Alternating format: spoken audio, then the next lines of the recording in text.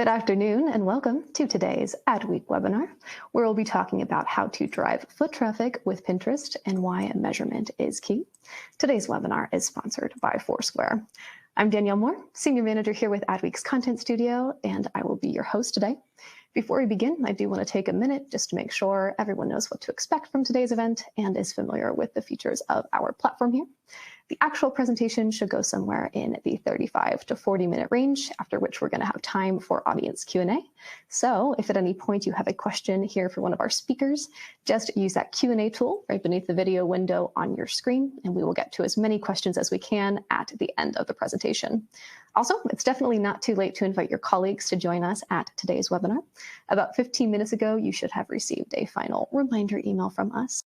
And in there, you can find a link to the registration page you can share with your colleagues. Still plenty of time for them to join us live today, but if they can't, today's webinar is being recorded and they can always catch that on-demand version.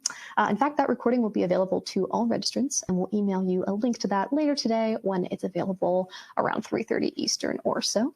And if you would like a PDF of today's slides, you can find those in the event resources area right beneath the video window on your screen as well. As always, if you enjoyed today's webinar, definitely check out the full Adweek webinars calendar at adweek.com/webinars, also linked below. And also in the event resources area, you can find links to Adweek's resource library and microlearning videos. New guides, white papers, and videos are added regularly. So if you're looking for other ways to stay up to date, be sure to check all of that out. Now, let me introduce you to today's speakers. We're happy to be joined by Ann Anderson, Account Director, Partner CS at Foursquare. Ann spearheads measurement solutions for Foursquare clients, and she was previously an account manager at Medialets and Fox Sports. Welcome, Ann. Thanks for being our moderator today. We're also pleased to welcome Olivia Buck, Measurement Manager, U.S. Retail at Pinterest. Olivia leads vertical measurement for fashion and specialty retail at Pinterest. Prior to joining the brand, she served as a measurement lead at Flipboard. We're also pleased to welcome Deanna Capelli, Senior Measurement Partner, Retail Vertical at Pinterest. Deanna oversees measurement across Pinterest's Canadian retail vertical. And before joining Pinterest, she was a Partner Insights and Analytics lead at Flip. And finally, we're pleased to be joined by Taylor Norton, Senior Account Manager, Partner CS at Foursquare. Taylor works closely with Foursquare's clients to develop solutions that meet their unique needs. Previously, she served as a sales planner at Hulu. We've got a lot of great content to dive into today, so let me bring our speakers up on screen here to get us started. Welcome, everyone. Thank you so much for joining us today. Amazing. Thanks, Danielle. So as you mentioned, my name is Ann Anderson. I'm an account director on the partner services team at Foursquare. I will be your moderator. I'm joined by three very special guests, so I'll let you all introduce yourselves, Olivia, Deanna, and Taylor. Great. Like Danielle mentioned, my name is Olivia Buck. I'm a measurement manager for the retail vertical here at Pinterest. I've been at Pinterest for over 4 years now, and my team is currently covering fashion and specialty retailers in the U.S. Hi, everyone. My name is Deanna. I'm a senior measurement partner at Pinterest, focusing on the retail vertical in Canada. I've been here for 1.5 years now, and I work closely with our retail clients to measure campaign impact and drive actionable insights from measurement learnings. Hi, everyone. My name is Taylor Norton, and I am a senior account manager here at Foursquare on the Partner Client Solutions team. So my role really is to be a dedicated expert for all things attribution across our partner relationships and help them ultimately reach their media goals. And I have managed specifically the Pinterest Foursquare relationship for the past 2 years or so. Incredible. So thanks for those intros. Today, we're just going to be discussing how brands can actually drive more traffic by driving their media campaigns with Pinterest and Foursquare. So we're going to cover adapting to the changing measurement landscape, driving results for retail and beyond, and then some best practices for brands that you can actually start implementing today. But before we jump into that, we just wanted to share a little bit about both of our companies and how we're working together. So Taylor, can you kick us off?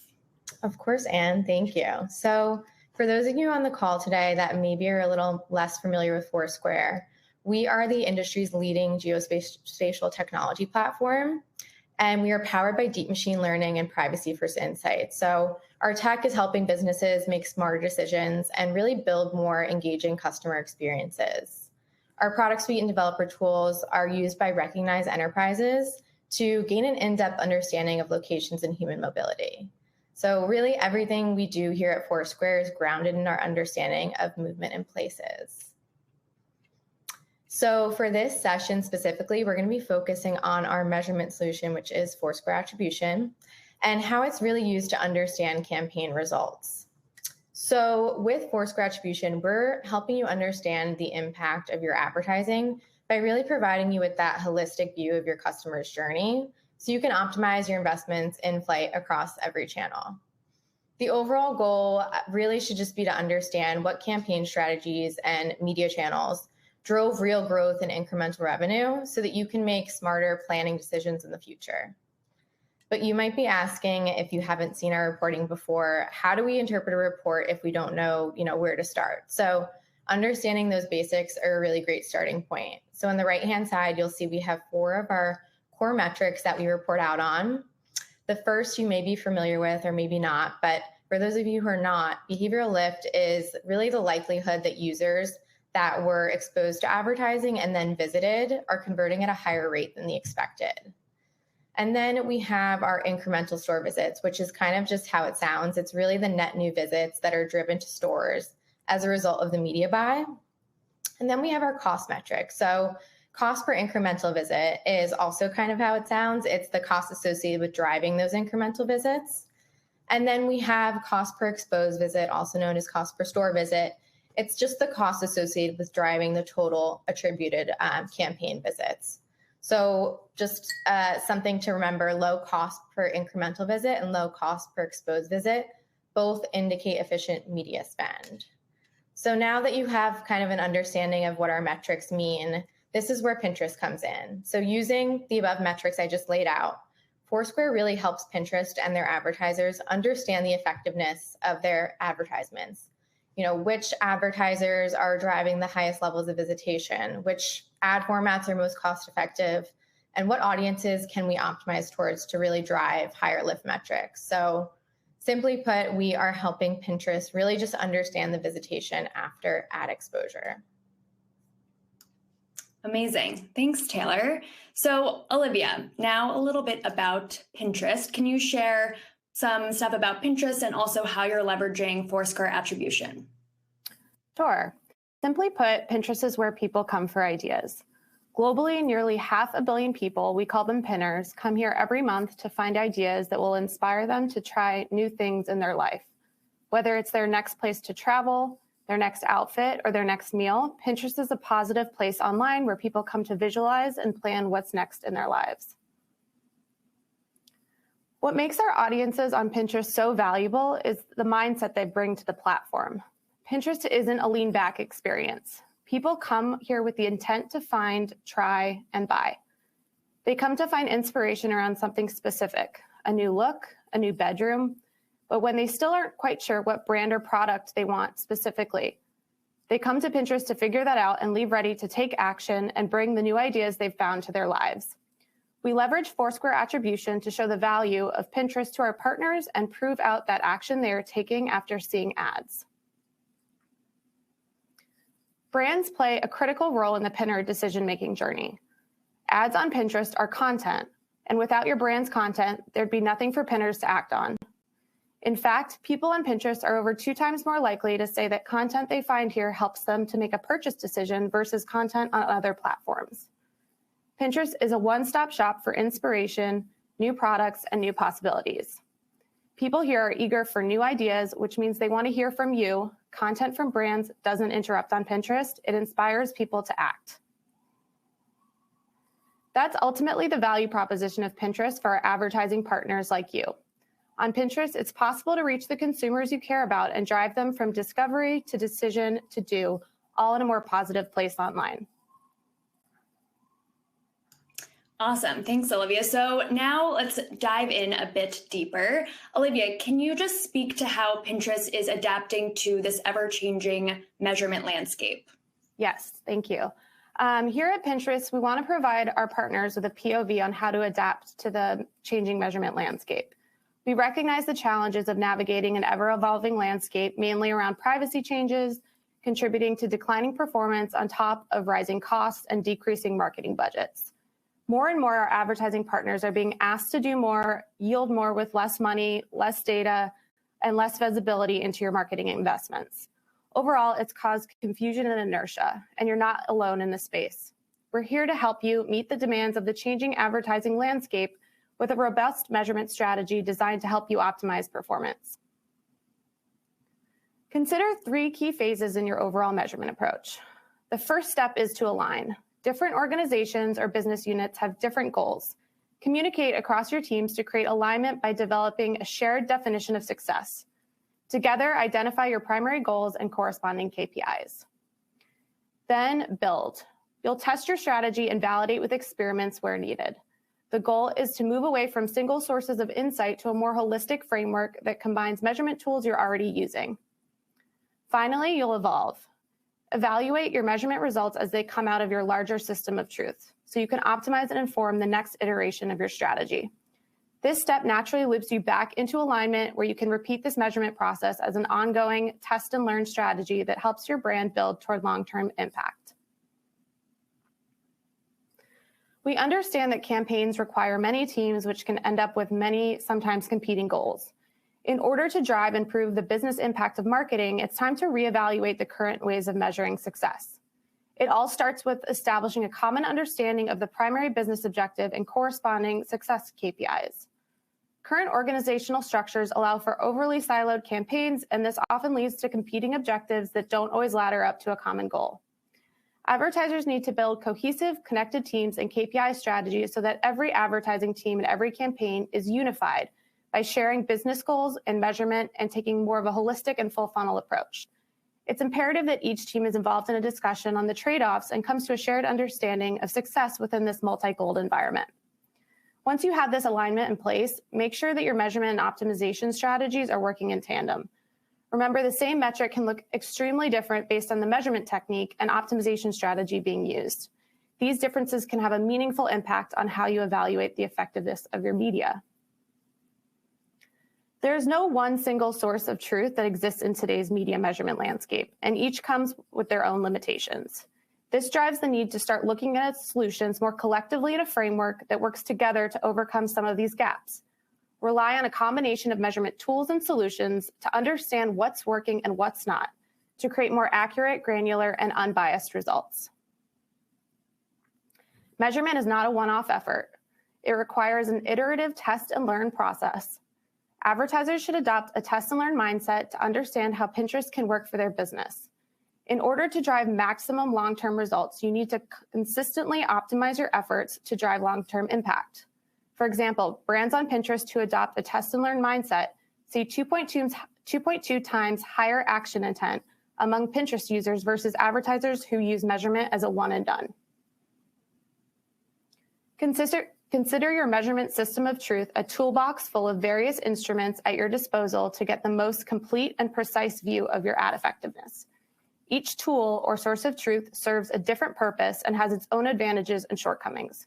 Whether it's latency in results, single channel bias, longitudinal versus episodic or misattribution, this drives a need to evaluate solutions collectively in a framework that works together to overcome these gaps, ultimately yielding more accurate, granular, and unbiased results.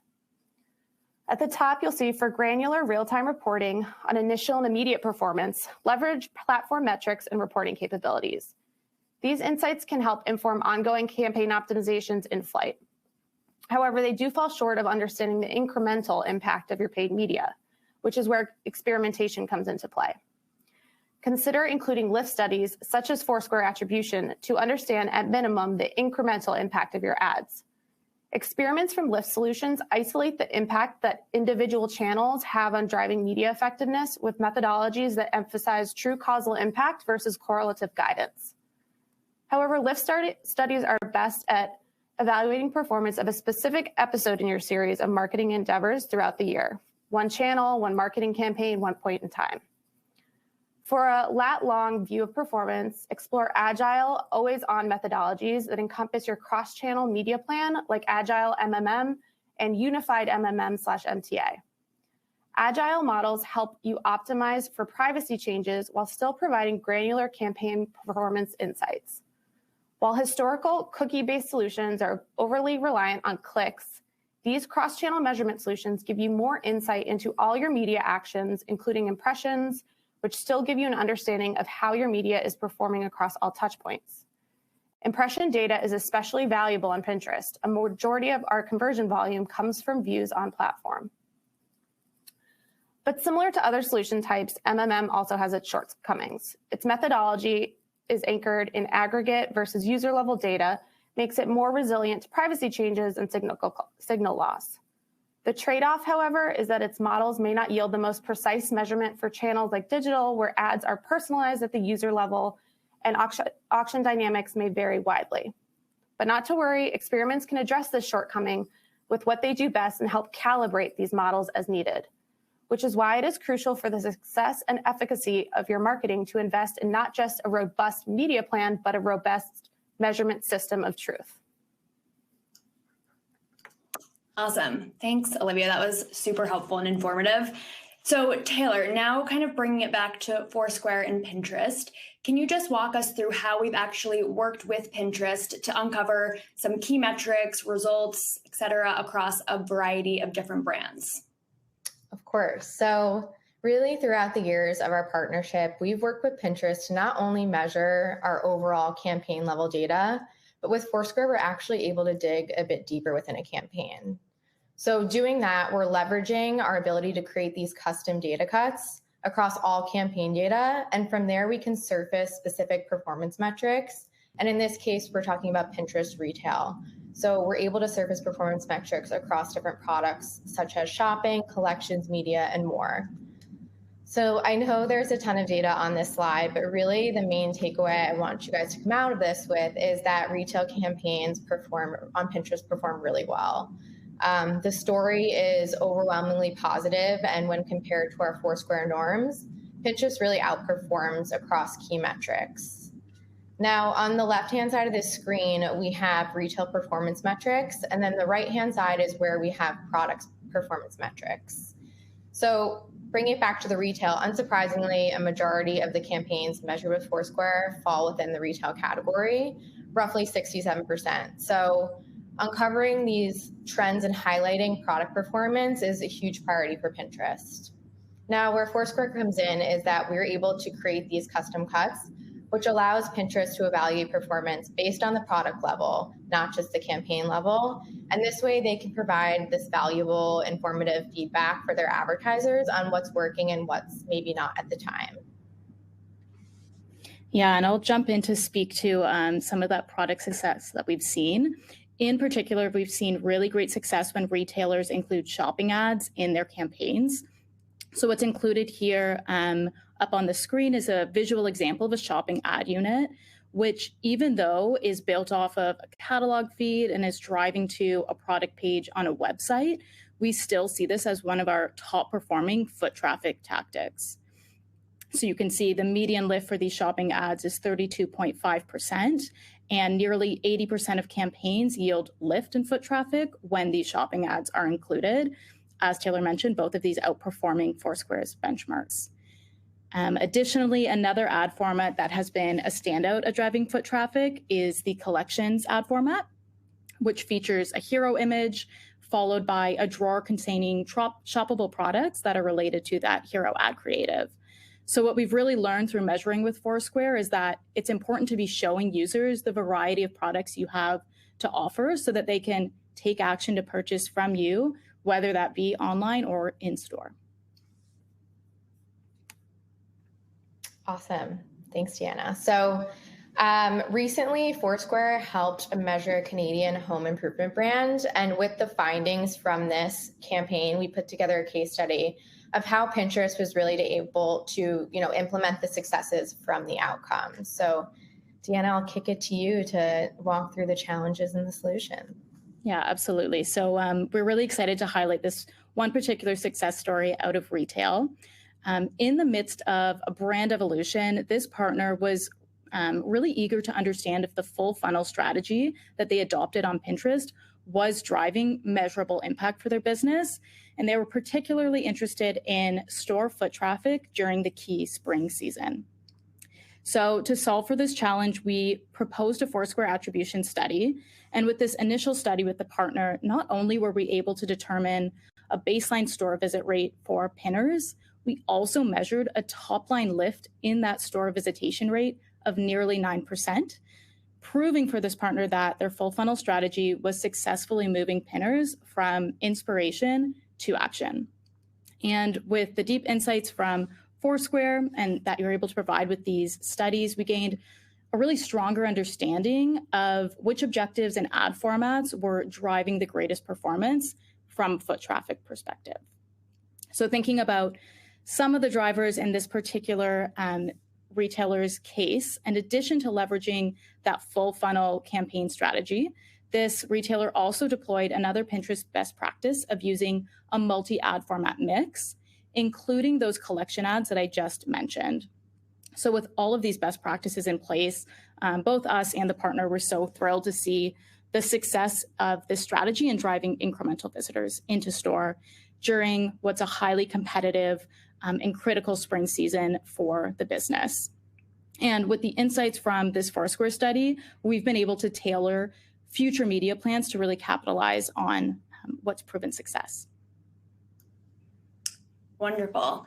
Thanks, Deanna. I think, you guys provided some really valuable insights that hopefully viewers can actually apply to their own campaigns starting now. But I'm curious, kind of taking a step back, are there any other tips that you might recommend for brands interested in driving traffic with Pinterest specifically?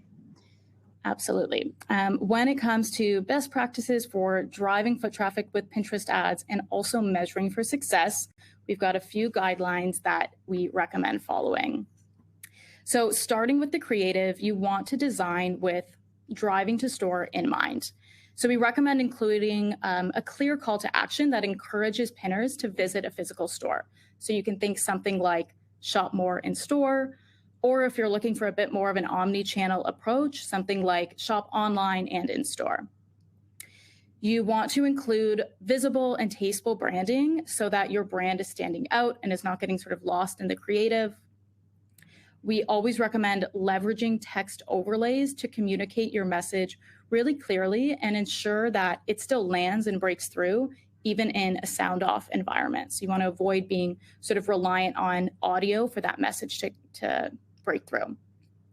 And then the last thing from a visual creative standpoint is including detailed descriptions with each ad to increase the ad relevancy as it's served on our platform. So these descriptions are not necessarily visible on the initial view of an ad, but that metadata is so key for relevance. And then with that sort of upfront visual all set, you don't want to forget about the landing page experience. When pinners click out on your ad, you want to ensure that the landing page they end up on is additive to the experience and really aligns with the ad that they just engaged with. So if you're using a call to action like shop more in store, you might consider linking to a store finder or a locator tool on your website so that you've made making a visit to your location a really seamless next step for that user. And when it comes to planning your campaign message, we recommend that you consider tapping into trends. Pinterest has a wealth of trends data that's available to our advertising partners to really understand what is top of mind for your consumers. So you can think about how to incorporate trends that are a fit for your business to create a campaign that's relevant to pinners and really connects with them in a meaningful way where they'll be more likely to take action on it. And then with all your creative set, ensure that your campaign strategy and setup is built for success. So you want to remember to include mobile app device targeting in that campaign setup to ensure that you're maximizing reach and you're not unintentionally excluding mobile app Pinterest users. We do suggest limiting the use of CRM or small audience list targeting. It can be included, but we don't recommend that it's a large portion of your overall budget. We find that maintaining broad reach with your campaigns gives your brand the opportunity to influence more pinners to visit your locations. And in particular, it gives you that chance to reach potentially net new consumers. And then lastly, on that campaign setup, you want to focus your ad delivery in geographies where your stores or your venues are located to be sure that a pinner who sees your ad can reasonably visit your location. And by implementing these best practices, you'll be able to reach relevant audiences while they're in the midst of their planning or purchase or inspiration journey and influence them to visit your physical locations to really take action. When it comes to measurement, we do recommend maintaining a learn and iterate mindset, just like Olivia was speaking about before. You want to take the learnings from your Foursquare study and then iterate on your approach with your next campaign to optimize towards the top performing tactics and formats, everything that you observed and learned from that study before. Set up that new campaign, measure it again, and continue this cycle of testing and learning. Incredible. Yeah, I think that was super helpful. I certainly know on our end, it's really important to be able to learn and iterate based on specific campaign performance, but then also to understand holistic performance to help inform all these future buys that you have. So I think everything that you laid out was really super helpful. But now I will pass it over to Danielle. So thanks everyone for presenting. And Danielle from Adweek will go over the Q&A portion of the webinar. Awesome. Thank you all so much for those insights. I have to say, I've been a Pinterest user for years. I thought I knew a lot about Pinterest. There's so much more to learn about the platform, and clearly, so great to get all of these insights today. As you mentioned, we do have time to take a couple of audience questions. We're going to get to as many questions as we can over the next 5 to 10 minutes or so. To our audience members, please know that if we don't get to your question today, we always make sure they get forwarded over to our sponsors so they have the opportunity to possibly reply offline. Couple of quick reminders here from Adweek before we get started with Q&A. Today's webinar has been recorded and will be available on demand later this afternoon. So keep an eye out for that on-demand recording later today. We'll email that out. And if you would like a copy of today's slides, you can find those in the event resources area right beneath the video window on your screen. Now, let's jump into some of these questions here. So our first question here is for the Pinterest team. We have someone asking if we have a campaign that would be a good fit for a foot traffic study that we want to run with Pinterest. How would we get started with that? What are the first steps to take? Sure. And I did see a similar question asking if this was available in our self-serve platform. To get started or discuss the feasibility for a foot traffic study, you can work with your dedicated account team. If you do not have a dedicated account team, please go to business.pinterest.com and you can submit a request there and we can get you in touch with the right teams. But awesome. It is not available right now within the self-service platform. It is a managed service. Got it. Thanks for providing that context.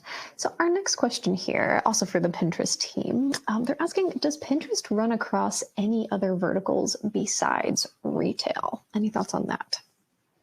Yes, absolutely. And we're really willing to look at the opportunity to run these studies with any advertiser that has physical locations that they're looking to drive consumers to. In terms of other verticals, quick service restaurants, QSR is another popular one that we've been measuring over the last couple of years. Awesome. Yeah, I feel like that could be a totally separate event talking about that space since it's so unique and has transformed so much since the pandemic. So super interesting to hear more about that. And just to add on real quick, Danielle, I saw some other questions about if we measure CPG. And we have done CPG in the past, measuring traffic to specific retailers. I would just, and Foursquare, please jump in as well on how you typically approach this. I would say from a measurement perspective, we want to make sure that you're reaching a broad enough audience with a big enough campaign, because you are having to drill down into that specific lift that that product is driving out of the overall traffic to a retailer. So there's a lot of noise that's going to be around that causal effect of driving traffic to the retailer for that specific product. So we just want to make sure we're set up for success. So again, you can talk to your account team, who then can loop in the measurement team to see if it is a good fit. Awesome. And sort of the second half of that question is for the Foursquare team. So I'll throw that one to you, Anne. Pretty much the same question. In addition to retail, does Foursquare measure any other types of media?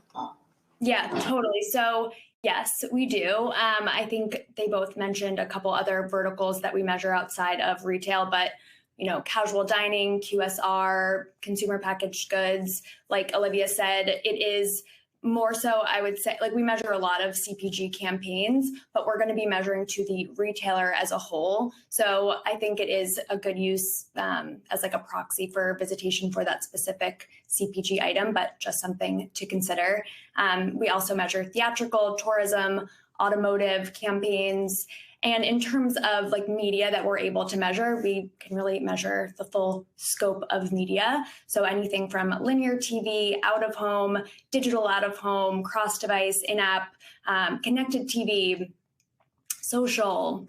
Am I forgetting anything? I don't know. Anything that can have a pixel on it or that you can send an exposure file, we can certainly measure. So we can cover the whole media plan. Awesome. Thanks for that. So our next question here, I find super interesting, a bit of a different take on what you were talking about earlier about how Pinterest is an overwhelmingly positive place on the internet, right? It's a space for inspiration that can truly be translated to action. So we have someone here asking, our agency focuses mostly on behavior change campaigns, i.e. recycle better, drive safe, versus selling specific products. So they're asking, in a consumer-heavy platform, what strategies can be utilized on Pinterest for behavior change campaigns? Kind of a unique use case, but I feel like there's a lot of opportunity here. Any thoughts on that from the Pinterest team members? Yeah, I would say for that specific use case, we do have an entire measurement suite of solutions. Looking at the examples like recycle better, drive safe, I would say typically we would measure that using kind of like a brand lift study or potentially just looking at on-site traffic behavior and the lift in that. So in terms of the strategies, like I would definitely loop in your account team at Pinterest if you do have one, but we could use the measurement solutions that I mentioned, look at different performance drivers and learn and iterate similar to what Deanna mentioned. We are a visual platform, so making sure the message that you're trying to achieve is very clear in your creative, whether it's a video or a static ad. But there's definitely different types of actions that we can measure using different types of solutions that can all really work together to tell a story. Got it. Thanks for providing that additional context for that example. So we have another question here, kind of related to what we were talking about earlier, but I'll read it out. Does this work if you are a product sold in retailers, e.g. CPG sold in a grocery store? For anyone in that position, anything additional to add about what they should be thinking about here? Sure, I can totally take this one. So from a Foursquare measurement perspective, the way we would approach that, and I guess to back up, yes, we definitely measure a lot of CPG campaigns for this exact scenario. But in this case, let's say it's for a specific product being sold at a larger retailer where there's tons of other products being sold. We would measure the exposure for that specific product that you are trying to understand visitation for. So we would look at, okay, these people were exposed to this campaign for that specific product. They then visited this larger retailer. And then we would essentially use those visits associated with that exposure to indicate what that campaign drove traffic for. So yes, we can tie that to those exposures, but not necessarily say, okay, those visits occurred only for that specific product, but that exposure did drive someone into the larger retailer and hopefully they purchased the product that you're advertising. Got it. Thanks for walking us through that, Anne. So we have another really interesting, I think, use case here suggested by a question. We have someone asking, we advertise strictly for brick and mortar locations, but to make it more complex, they are a resale store. So the product is ever changing. Do you think this type of brand would still be suitable for Pinterest? I certainly could appreciate this question as someone who's been trying to buy more secondhand clothes and other things that I see inspo for on Pinterest a lot. So I'd love to know thoughts on how resale fits into the Pinterest world.